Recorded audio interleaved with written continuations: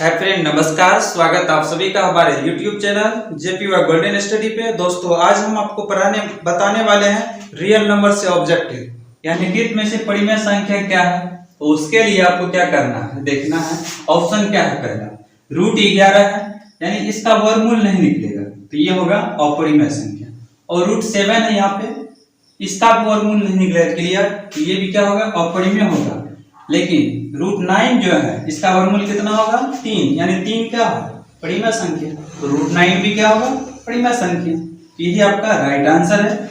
अगला है, निम्नलिखित में से π/2 क्या है, यानी पाई कैसी संख्या है वो आपको बताना है। पाई जो है एक अपरिमेय संख्या है, और एक अपरिमेय संख्या में यदि परिमेय से हम भाग देंगे तो वो क्या होगा, वो भी अपरिमेय ही होगा। यानी पाई यदि अपरिमेय संख्या है, ये है पाई आपका, और इसी में पूछ देगा पाई का मान यदि 22/7, तो ये परिमेय हो जाएगा, ठीक है। लेकिन पाई क्या है, अपरिमेय। अपरिमेय में परिमेय से भाग देंगे तो क्या होगा, अपरिमेय होगा, यानी परिमेय तो नहीं होगा, ये गलत है। ये होगा आंसर, राइट आंसर क्या होगा, अपरिमेय हो जाएगा। ये आपका बी नंबर राइट आंसर है। चलिए आगे बढ़ते हैं, ये भी नहीं होगा। चलिए अगला देखिए सवाल क्या कहता है। 3 नंबर, 2 लगातार संख्याओं का मौसम यानी एचसीएफ है, यानी 2 लगातार संख्याओं का एचसीएफ कितना होता है, तो उसको समझ लीजिए। कंसेप्ट एक है, याद रखिए। जब भी पूछेगा तो क्रमागत संख्याओं का एचसीएफ तो 1 होगा, याद रखना। कैसे वो समझिए। मान के चलिए 2 लगातार पूछ रहा है, यदि लगातार मतलब क्या हो, यदि 1 है तो 1 के बाद 2 होगा। इसी का यदि मौसा निकालिएगा, 1 से 2 में भाग दीजिएगा तो 2 मरतबा लगेगा, यानी किससे कटा, 1 से, तो 1 ही आंसर होगा। तो 1 होगा आपका राइट आंसर। दोस्तों, आप आसानी से इसको याद रख सकते हैं, आगे काम आएगा बहुत। 2 लगातार संख्याओं का जब भी पूछे एचसीएफ क्या होगा, तो 1 होगा, याद रखना है। चलिए आगे बढ़ते हैं। चौथा क्वेश्चन है, 2 परिमेय संख्याओं के बीच अधिकतम कितनी परिमेय संख्या हो सकती है। तो इस कंसेप्ट को भी आपको याद रखना है। इसका राइट आंसर होगा अनंत। और कैसे होगा उसको समझते हैं। यदि कोई परिमेय संख्या है, यदि यहाँ पे ले लिए हैं 3/4 है, ठीक है दोस्तों, और यहाँ पे ले लिए हम 12/4, यानी एक परिमेय संख्या ये है, एक ये है, तो इसके बीच कितनी परिमेय संख्या होगी, अनंत होगी। उसको हम गिन नहीं सकते हैं, यानी ये होगा 5/6, सॉरी 5/4, 6/4, 7/4, इस तरह से टीसी बढ़ते जाएगा। कोई भी मतलब इसमें तो ये नहीं कहा कि कौन परिमेय संख्या लेंगे, 2 कोई भी ले सकते हैं, उसके बीच ढेर सारा परिमेय संख्या होगी, यानी इसका राइट आंसर क्या होगा दोस्तों, अनंत। तो चलिए दोस्तों हम आगे बढ़ रहे हैं क्वेश्चन 5 की ओर। तो देखिए दोस्तों, आपका 5वां सवाल क्या कहता है, लिखा हुआ है 420 में 2 का अधिकतम घात हो सकता है। यानी 420 का जब हम खंड करेंगे तो 2 का कितना घात होगा उसको निकालना है, तो उसके लिए इसका खंड करना पड़ेगा। देख लीजिए 420 का सम संख्या 2 से भाग दीजिए, कितना 42, फिर 2 से दीजिए, 2 है 20, 2 पंचे 10। अब तो 2 से लगेगा, यानी 3 से लगेगा, 3 तिया 9, 3 5, फिर देंगे 5 से 5 से। तो देख लीजिए दोस्तों, 2 कै बार आया है, 2 बार आया है, यानी 2 पे 2 पावर, 2 का घात कितना है, तो देख लीजिए दोस्तों 3 है, तो सॉरी 2 का घात कितना है दोस्तों, 2 है।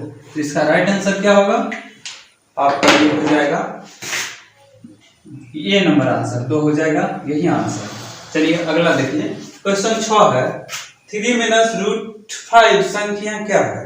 यानी पूछ रहा है, यदि ये 3 तो है परिमेय संख्या, इसमें से अपरिमेय को घटाएंगे, परिमेय में अपरिमेय को घटाए, जोड़े, गुना करे, भाग करे, कुछ भी करेंगे तो उस कंडीशन में आपको देखना पड़ेगा वो क्या होगा, क्या होगा, अपरिमेय होगा। यदि परिमेय से अपरिमेय को घटाएंगे तो ये क्या होगा, आंसर अपरिमेय होगा। ये बी ऑप्शन आपका करेक्ट है। चलिए कहता है 64 के वर्गमूल को 64 के घनमूल से भाग देने पर मान होगा। यानी 64 का वर्गमूल कितना होता है, 8 × 64, 8 हो गया।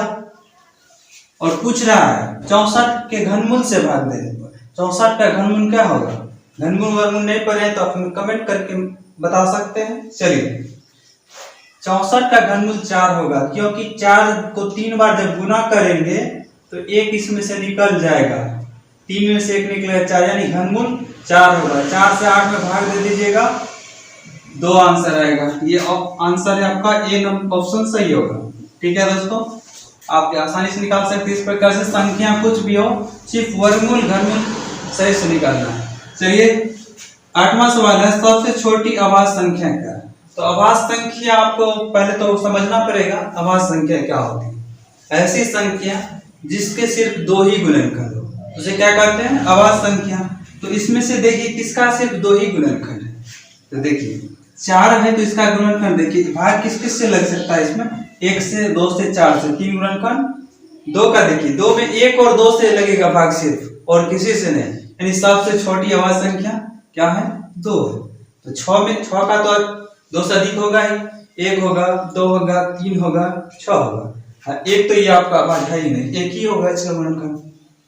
तो ये होगा राइट आंसर। चलिए दोस्तों सवाल नंबर 9 की ओर बढ़ते हैं। यदि ए एवं बी 2 अभाज्य संख्याएं हैं तो उनका एचसीएफ होगा। एचसीएफ है, सहवाद क्या होता है? जब 2 संख्याओं का एचसीएफ 1 हो तो उसका क्या हो, उससे क्या कहेंगे? सहवाद। जैसे हम ले लेते हैं 11 और 13। जब 11 13 का निकालिएगा एचसीएफ, भाग दीजिए, कितना मर्तबा लगेगा? 1, कितना बचा? 2, फिर आएगा 11, 2 पंचे 10, क्या बचेगा? 1, 1 दूनी 2, यानी 1 आ गया आंसर। 3 और 4 लीजिए, इस तरह से जिसका एचसीएफ 1 होगा, यानी 2 संख्या जब एचसीएफ 1 होगा उसे कहेंगे सहवाद। देखिए ए और बी का हमको क्या निकालना है? मौसम। तो देखिए इस टाइप का आप नहीं पढ़े हैं तो देखिए क्या करेंगे, ए बराबर ऐसे लिखेंगे और बी बराबर दे देंगे। ए को क्या लिख सकते हैं? कुछ नहीं तो 1 से गुना कर सकते हैं, बी को 1 से कर सकते हैं, कोई फर्क नहीं पड़ेगा। अब देखिए जो दोनों में होता है वही होता है एचसीएफ। दोनों में क्या है? 1 आंसर हो जाएगा एचसीएफ। तो 1 देखिए किस ऑप्शन में? डी ऑप्शन में है, तो डी हो जाएगा आपका राइट आंसर। यानी 2 अभाज्य संख्या कैसे जब भी पूछे तो 1 होगा। इस तरह से यहाँ पे पी और क्यू रहे, सी और डी रहे, कुछ भी रहे तो कितना होगा? 1 आंसर। फिर दोस्तों आपका लास्ट सवाल है, 2, 10 और 20 के एलसीएम और एचसीएफ का अनुपात ज्ञात कीजिए। आपको ऑप्शन में दिया हुआ इस टाइप से। पहले क्या करना है? तीनों का एलसीएम निकालना, फिर एचसीएफ। देखिए 2, 10, 20, सबसे छोटा क्या है? 2 सबको काट देगा, वही एचसीएफ होगा, यानी एचसीएफ 2 आ गया। और एलसीएम निकाल लीजिए यहाँ पे आसानी से, 2, 10, 20 है ना, यहाँ पे 2 से भाग दीजिए, ये हो गया 1, 5 का 5, 5 दूनी 10। देखिए 5 10 दूनी 20, यानी एलसीएम आ गया आपको 20 और एचसीएफ का मान कितना है? 2। अब कह रहा है एलसीएम और एचसीएफ का अनुपात, यानी रेशियो बराबर, रेशियो मतलब अनुपात बराबर एलसीएम बटे एचसीएफ। एलसीएम का मान 20 और एचसीएफ का मान 2, भाग दीजिएगा तो 10/1 हो जाएगा। इसी को लिखते हैं अनुपात में 10:1। तो यही आपका राइट आंसर है। देखिए किस ऑप्शन में? बी ऑप्शन में है ये 10:1, यही आपका राइट आंसर होगा। दोस्तों आज के लिए इतना ही, फिर मिलते हैं अगले वीडियो में। Thank you for watching my video. धन्यवाद।